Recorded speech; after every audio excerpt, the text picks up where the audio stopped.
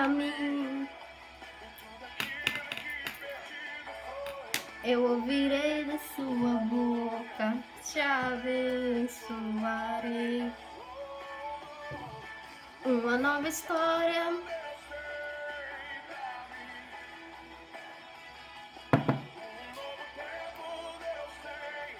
Pra mim, tudo aquilo que perdido foi, eu ouvirei de sua boca.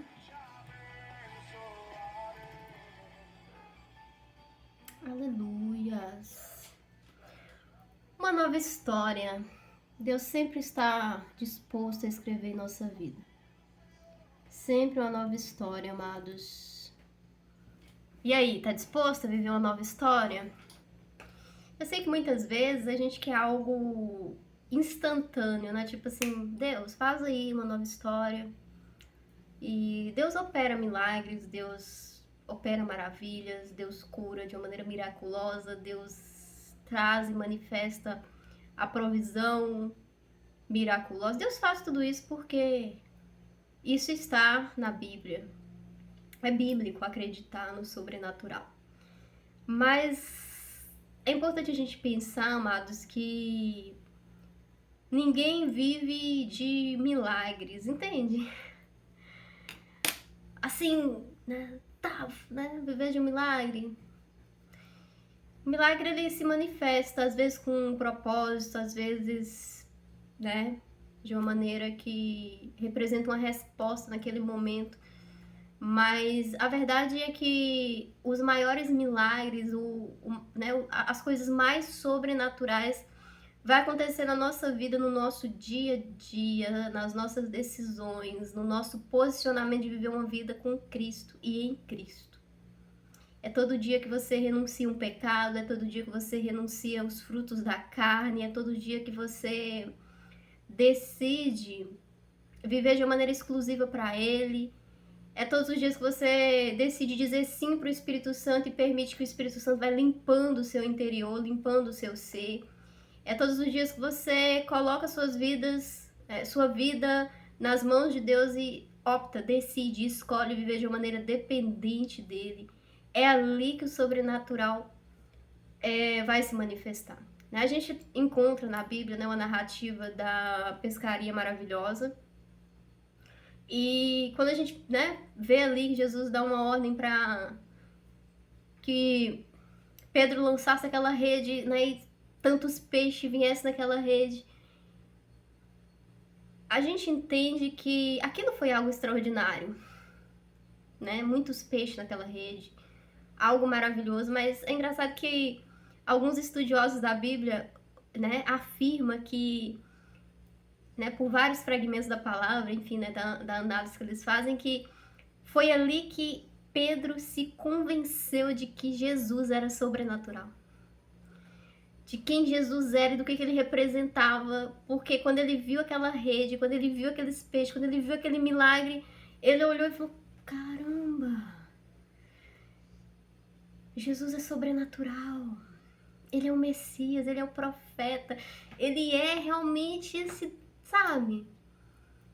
Ali ele ficou assim, e alguns estudiosos chegam a dizer que esse foi o maior milagre ali, a conversão de Pedro.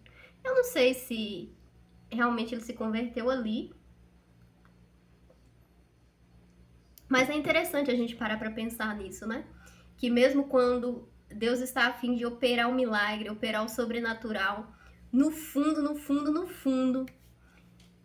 o que ele está tentando trabalhar é a nossa fé, a nossa convicção para saber que ele é o Deus sobrenatural, ele é o Senhor dos Exércitos, ele é o Deus que criou todas as coisas, ele é esse Deus grandioso, de uma maneira que a gente não consegue explicar, não dá para limitar.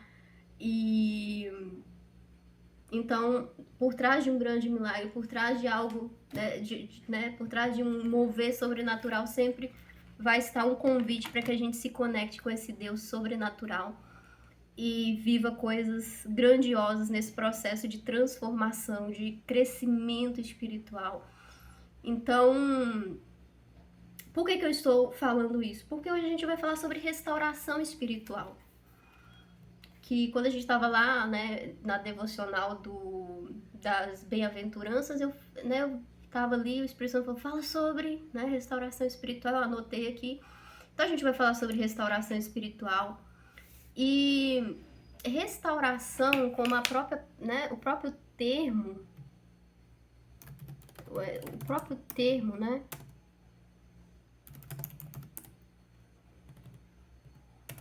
como o próprio termo sugere, significa o ato ou efeito de restaurar, né?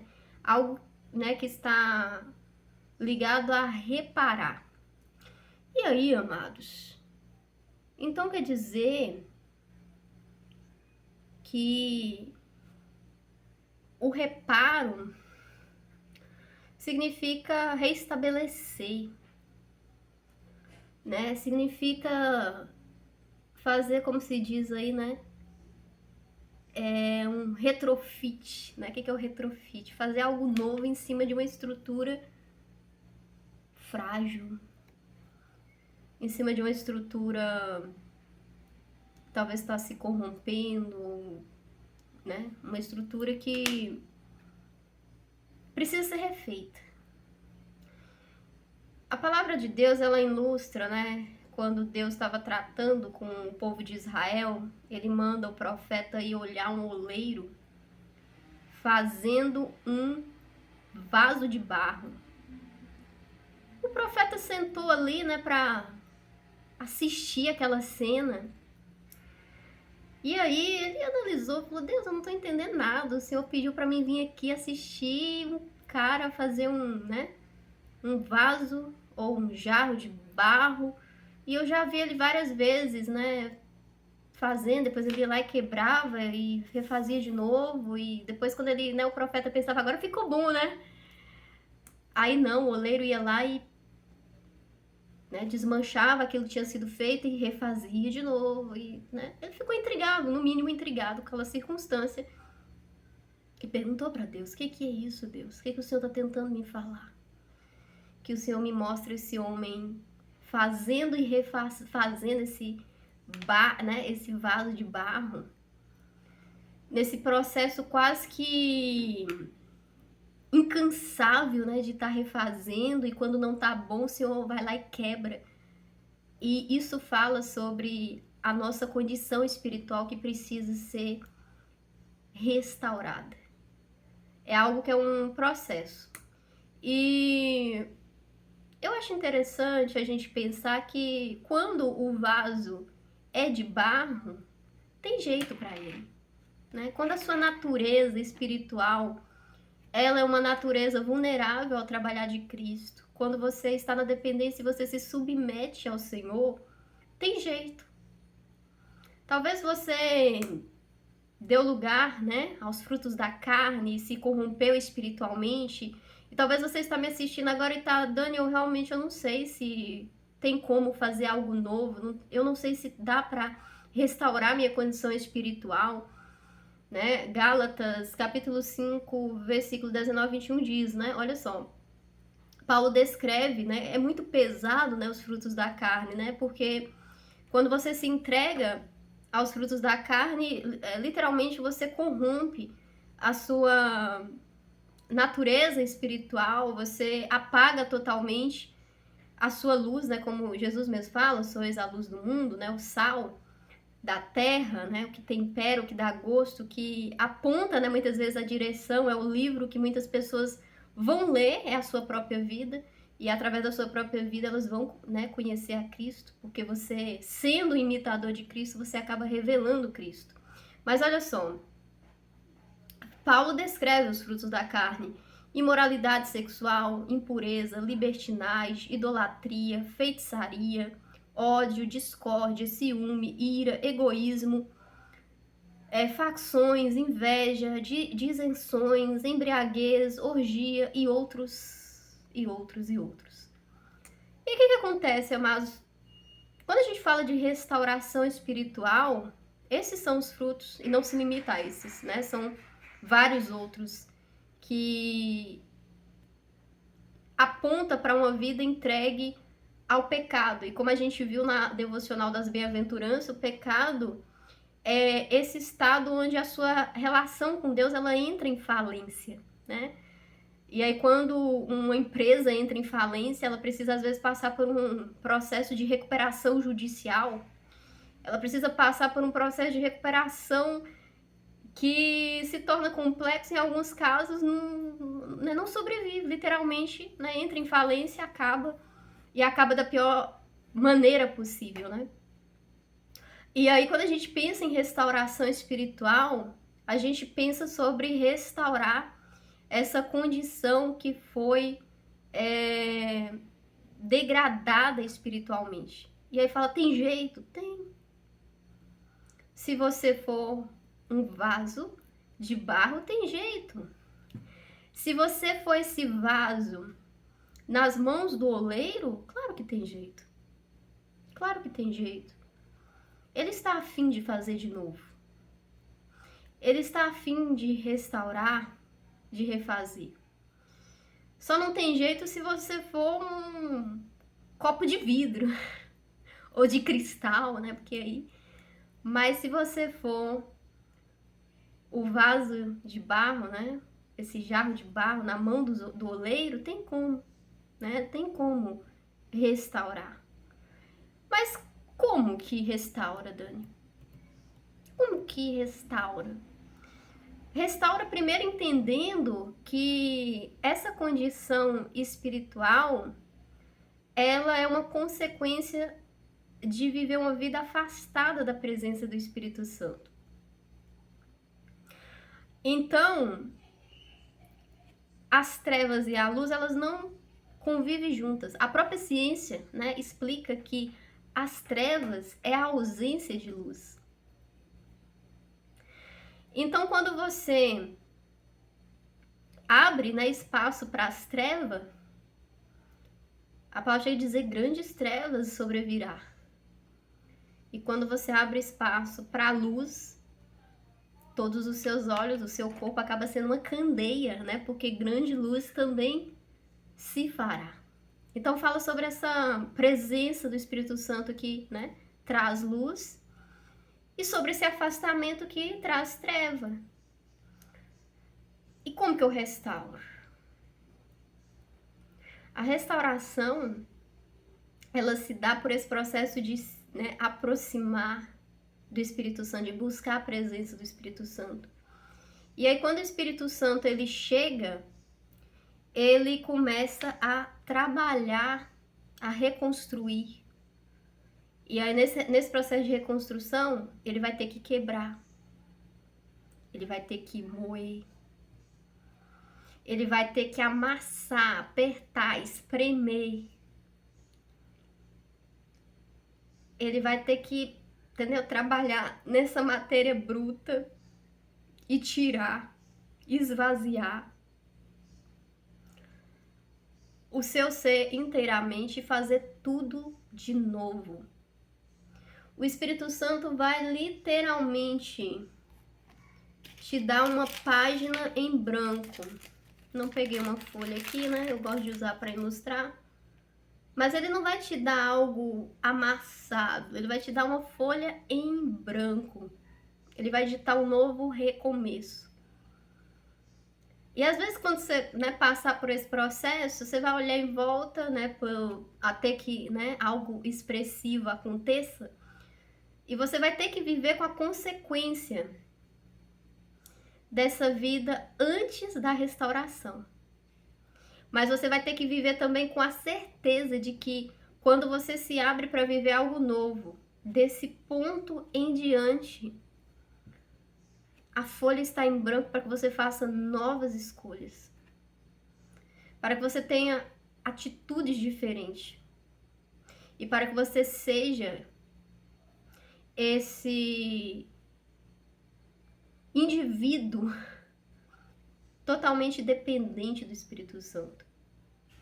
E é nesse processo, né, de refazer de novo que você, né, sai daquele charco de lodo, daquele lugar de vergonha, para ocupar o lugar de honra, porque você acaba, né, sendo esse vaso de honra, porque quando ele refaz e restaura a sua condição espiritual e o Espírito Santo vem te encher, você começa a carregar a presença do Espírito Santo. Então aí você já não é qualquer vaso, você acaba se tornando esse vaso de honra. Mas esse processo de restauração, ele passa por etapas. Primeira etapa, reconhecer a sua condição. Depois de reconhecer, se colocar dependente do Senhor, como alguém que entende que de Jesus Cristo procede tudo aquilo que é necessário para te reparar, para te restaurar, para trazer essa página em branco e fazer tudo novo em sua vida. A Bíblia conta que Jesus, ele chegou em um poço, né? E ele encontrou lá a mulher samaritana naquele poço. E aí Jesus liberou ali uma palavra profética na vida dela, onde ele falou para ela, ele revelou o que estava se passando na vida dela mesmo sem conhecer. E ele chega para ela e fala assim, traz aqui o seu marido. Ela falou, eu não tenho marido. Aí Jesus fala para ela, você disseste bem, você não tem marido. E aquele que, né, você tiveste, acho que é 4, né, e aquele que está lá com você não é seu marido.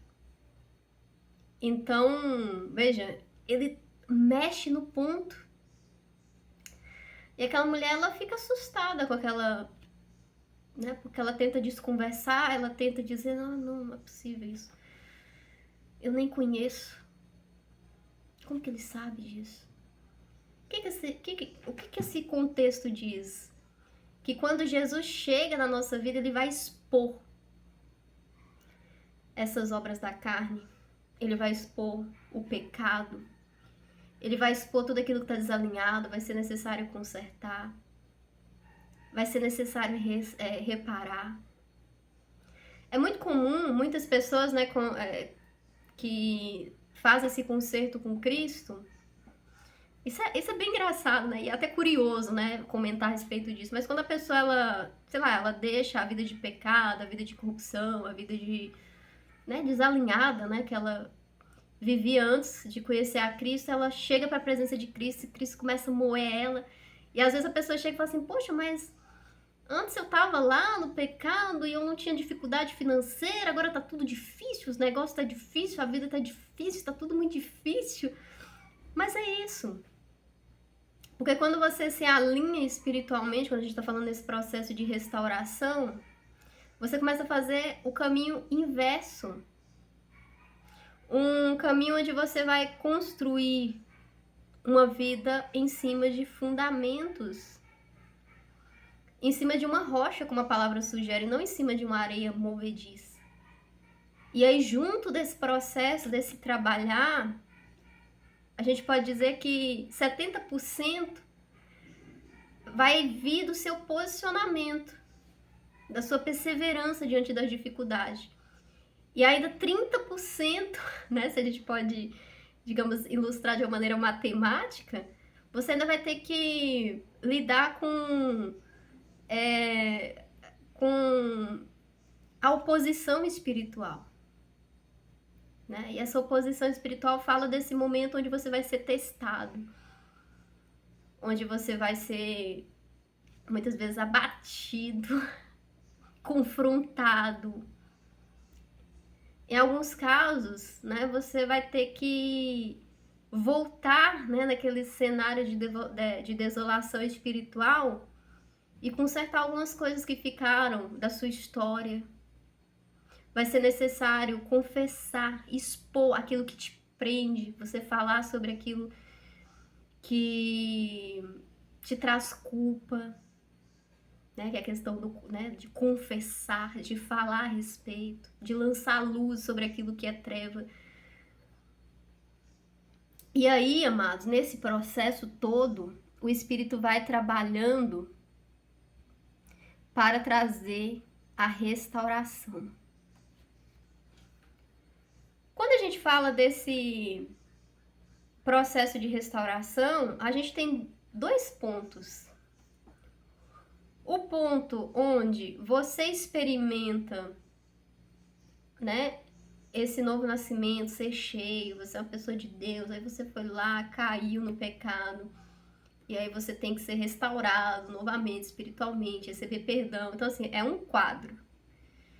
Mas, assim, quando a gente analisa friamente também, não é só nesse sentido, tá? A gente tem a questão da restauração, porque todos nós, uma vez, né, desconectados de Deus, distantes da presença de Deus, em um momento específico da nossa vida, a gente precisa se reconectar com Ele. E aí, dependendo desse contexto, vamos supor, imagina que a pessoa nasceu em um lar evangélico, os pais, né, uma bênção, a família, uma bênção. Talvez seja um processo que facilite essa reconexão, né? Haja menos, digamos, menos desafios, né, digamos, espirituais para que essa pessoa, né, possa superar, enfim, né? Pode facilitar o processo dela, mas o fato é que em algum momento ainda assim ela vai ter que se reconectar com Cristo e permitir que Cristo restaure, né, o ser espiritual que há nela, né, a natureza, a identidade espiritual que existe nela. Porque em um momento vai ter que ter aquela chave que vira para entender eu sou filho, eu sou filha. E aí essa identidade espiritual ela precisa vestir ela, que é o momento do registro, né? Quando você nasce, você ganha o quê? Um nome. E aí esse nome é a sua identidade, tá ali. Você sabe quem você é, quem é seu pai, quem é sua mãe. No mundo espiritual é a mesma coisa. E aí é nesse processo de você saber quem é seu pai espiritual, o que Jesus, quando ele morreu na cruz, deu direito a você, é que você é empoderado no mundo espiritual, porque você passa a ter uma identidade de filho, uma identidade de filha. E todos que ainda não têm essa convicção precisa ser restaurado, né? Porque é ali que ocorre, né, esse processo entre uma criatura nascer de novo. E aí quando você nasce de novo, você passa por esse processo de restauração espiritual. Você vem da maneira como você está. E você se faz novo. E existe esse outro paralelo, como eu disse, quando você se fez uma nova criatura e por alguma circunstância você, né, cai dessa posição, decai dessa posição, vai para o mundo, e aí tem que ser feito também tudo de novo. Seja em uma circunstância ou em outra circunstância, o que muda é a condição espiritual da pessoa, porque quanto mais entregue aos frutos da carne, maiores são as consequências. Jesus te perdoa. Ele te faz novo. Ele te dá a folha em branco, como eu tinha, né, dito aqui de uma maneira ilustrativa, para você escrever uma história nova. Mas aí também você vai ter que conviver com as consequências daquilo que veio antes. É aquele filho que nasceu fora do casamento. É aquele trauma, né, que você provocou na vida de uma pessoa, né, caso você, sei lá, não sei, tenha roubado, matado, estuprado. Então esses traumas, essas bagagens, essas consequências, elas vão estar ali de alguma maneira, entende? Uma reputação que foi arruinada. E nesse processo de restauração, né, no seu ser também fica impregnada essas consequências, né?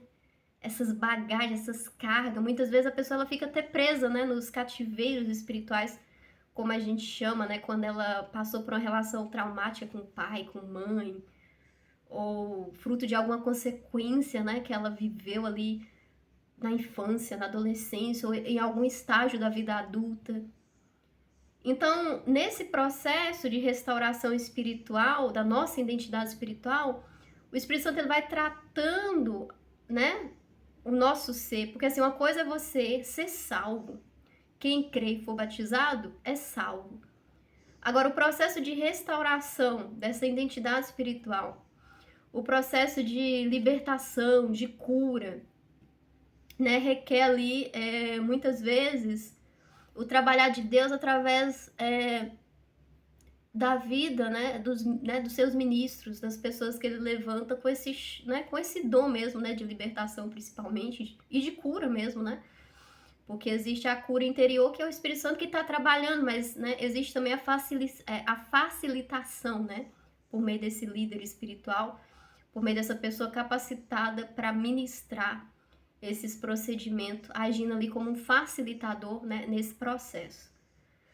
Mas o que a gente tem que ter em mente é que, apesar de sermos fracos, todos nós, né, carregamos a nossa bagagem. Apesar de todo esse contexto, a gente encontra esse Deus disponível a nos restaurar a nossa condição espiritual de filho e de filha. Esse Deus que está, digamos, se a gente pode dizer, ansioso, né, para nos fazer essa nova criatura em Cristo. Quando você chega aqui nesse canal e você encontra essa mensagem, não tenha a menor dúvida de que é o trabalhar de Deus na sua vida, te convidando para esse processo de encontrar nele essa nova vida, esse recomeço. Não é a Daniela dizendo para você que Cristo quer te restaurar. É o próprio Cristo dizendo para você que quer te restaurar, que quer fazer algo novo na sua vida, que quer transformar a sua vida, que quer trabalhar em sua vida. Eu creio nisso verdadeiramente. Eu creio que todos que chegam aqui nesse canal buscando a direção de Deus e é confrontado, porque a busca, né, pela direção de Deus leva ao confronto. É Deus te chamando para perto. É Deus dizendo para você: eu quero te restaurar, eu quero te curar, eu quero carregar esse fardo, sabe, que você tem sobre as suas costas. O meu jugo é leve, é o que Jesus fala. Então, o processo de restauração espiritual traz, né, alguns desencadeados, esse trabalhar de Deus, mas está disponível para mim, para você, para todos nós. E ele vem aqui nessa série, né, dessas etapas. O que eu recomendo, né, para você que está buscando essa restauração? Primeira coisa que você tem que fazer, você tem que entregar a sua vida para Jesus Cristo, tá? Então você procura aí, né, uma igreja onde você vai poder ter acesso, né, ao ensino, né, aliás, né, a ser ensinado, instruído em relação à palavra. Procure né, confessar Jesus como seu salvador pessoal.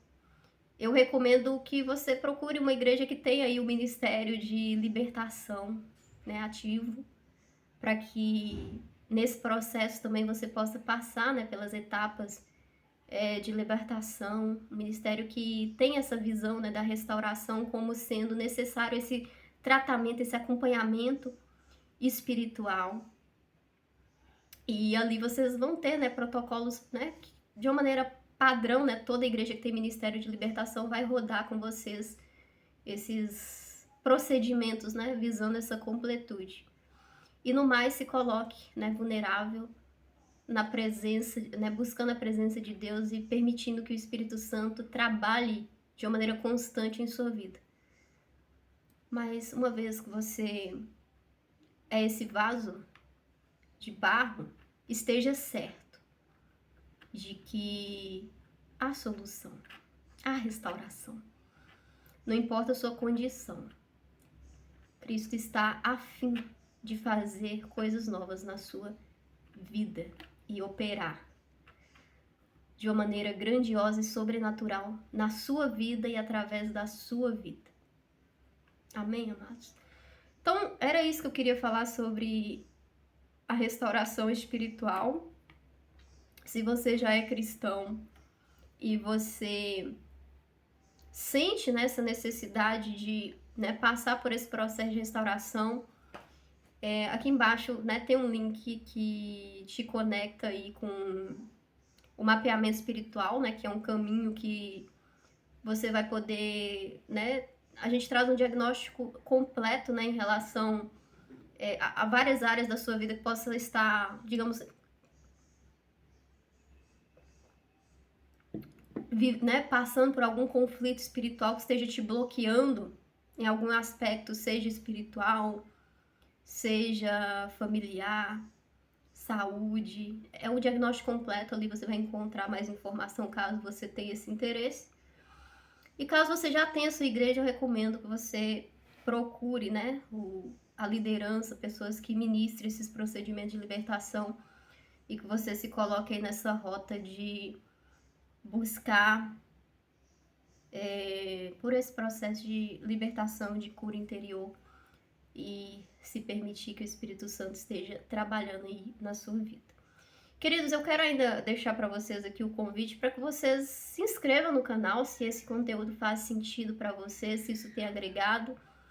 Tem muita gente que assiste os vídeos e não se inscreve no canal, né? Se inscrever é uma maneira de você receber, né, sempre que tiver novo conteúdo aqui no canal. Então, se você está gostando desse conteúdo, se inscreva, ative as notificações, buscando a direção de Deus, fica por aqui e a gente retorna, se Deus assim permitir, com novas reflexões aqui. Graça e paz, até a nossa próxima reflexão.